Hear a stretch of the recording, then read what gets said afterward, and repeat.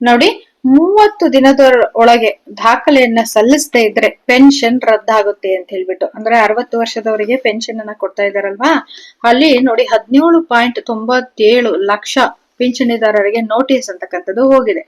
ನೋಡಿ, ಸೂಕ್ತ ದಾಖಲೆಗಳನ್ನ ಸಲ್ಲಿಸದ ಕಾರಣ 17.97 ಲಕ್ಷಕ್ಕೂ ಅಧಿಕ ಪಿಂಚಣಿದಾರರಿಗೆ ಸಾಮಾಜಿಕ ಭದ್ರತೆ ಮತ್ತು ಪಿಂಚಣಿಗಳ ಆಯುಕ್ತಾಲಯ ನೋಟಿಸ್ ಅನ್ನು ಜಾರಿ ಮಾಡಿದೆ. SMS ಮೂಲಕವೂ ಕೂಡ ಎಚ್ಚರಿಕೆ ನೀಡಿದೆ. ಸುಳ್ಳು ದಾಖಲೆಗಳ ಮತ್ತು ವ್ಯತ್ಯಾಸಗಳನ್ನ ಸರಿಪಡಿಸೋದಕ್ಕೆ ಸರ್ಕಾರ ಈ ಕ್ರಮವನ್ನ ಕೈಗೊಂಡಿದ್ದರೂ ಕೂಡ ಇತ್ತ ಅರ್ಹ ಫಲಾನುಭವಿಗಳು ಅಲೆದಾಟದಿಂದ ತೀವ್ರ ಸಂಕಷ್ಟವನ್ನ ಎದುರಿಸ್ತಾ ಇದ್ದಾರೆ.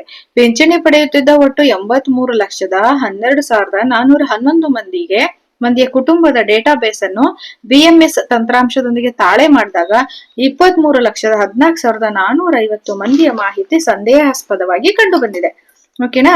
ಹಾಗಾಗಿ ಇವರಿಗೆ ತಾತ್ಕಾಲಿಕವಾಗಿ ಪಿಂಚಣಿ ತಡೆ ಹಿಡಿದಿದ್ದಾರೆ. ಮತ್ತೊಮ್ಮೆ ದಾಖಲೆಗಳನ್ನ ಸಲ್ಲಿಸೋದಿಕ್ಕೆ ದೃಢೀಕರಿಸೋದಿಕ್ಕೆ ತಿಳಿಸಿದ್ದಾರೆ. ಈ ಪೈಕಿ ಕಳೆದ 5 ತಿಂಗಳಿಂದ ಈಚೆಗೆ 5.17 ಲಕ್ಷಕ್ಕೂ ಅಧಿಕ ಮಂದಿ ದಾಖಲೆಗಳನ್ನ ನೀಡಿ ಪಿಂಚಣಿಗೆ ಅರ್ಹತೆಯನ್ನ ಪಡ್ಕೊಂಡಿದ್ದಾರೆ.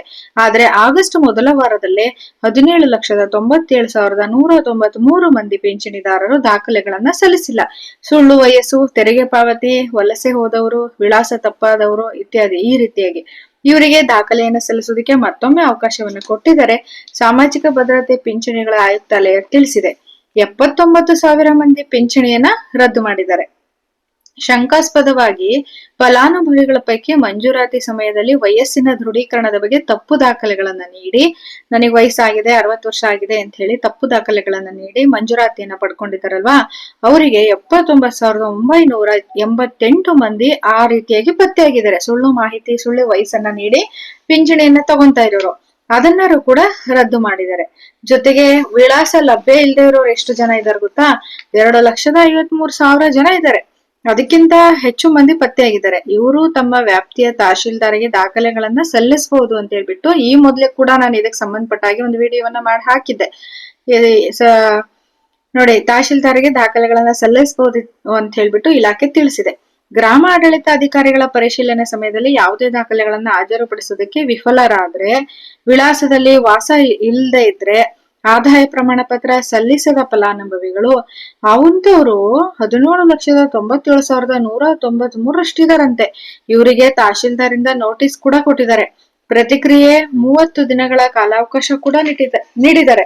ಜೊತೆಗೆ ಅಂತವರ electronics delivery of citizens services EDCS ಮೂಲಕ SMS ಕೂಡ ಸಂದೇಶವನ್ನು ಕೂಡ ಕಳಿಸಿ ಆದಾಯ ದೃಢೀಕರಣ ಪತ್ರ ಮತ್ತು ಇತರೆ ದಾಖಲಾತಿಗಳನ್ನ ಸಂಬಂಧಪಟ್ಟ ತಹಶೀಲ್ದಾರ್ ಕಚೇರಿಗೆ ಸಲ್ಲಿಸೋದಕ್ಕೂ ಕೂಡ ತಿಳಿಸಿದ್ದಾರೆ.